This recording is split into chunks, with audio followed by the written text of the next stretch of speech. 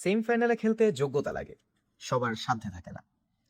৩৬ বছর পর বিশ্বকাপে আর্জেন্টিনা ব্রাজিল মহরণ দেখার স্বপ্ন ছিল কোটি ভক্তের, কিন্তু কথা রাখলো না ব্রাজিল।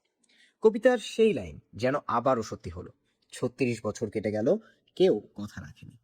কোয়ার্টার ফাইনালে সুইজারল্যান্ডকে ৩-১ গোলে হারিয়ে দাপটের সঙ্গে বিশ্বকাপের সেমিফাইনালে উঠে গেছে আর্জেন্টিনা। অন্যদিকে ব্রাজিলের বিদায়ে ভেঙে গেছে বহু প্রতীক্ষিত আর্জেন্টিনা ব্রাজিল মুখোমুখি হওয়ার স্বপ্ন। ম্যাচের শুরু থেকেই আক্রমণাত্মক ফুটবল খেলতে থাকে লিওনেল মেসির দল। মেসির নিখুঁত কর্নার থেকে দুর্দান্ত হেডে গোল করে আর্জেন্টিনাকে এগিয়ে দেন ম্যাক অ্যালিস্টার। গোল হজমের পর সুইজারল্যান্ডও পাল্টা আক্রমণের একাধিক সুযোগ তৈরি করে। দ্বিতীয়ার্ধে রিকার্দো রদ্রিগেজের পাস থেকে বিল অ্যাম্বোলো গোল করে ম্যাচের সমতা ফেরান। এরপর ম্যাচের মোড় ঘুরিয়ে দিল ব্রিল অ্যাম্বোলোর লাল কার্ড। দ্বিতীয় হলুদ কার্ড দেখে মাঠ ছাড়তে হয় তাকে।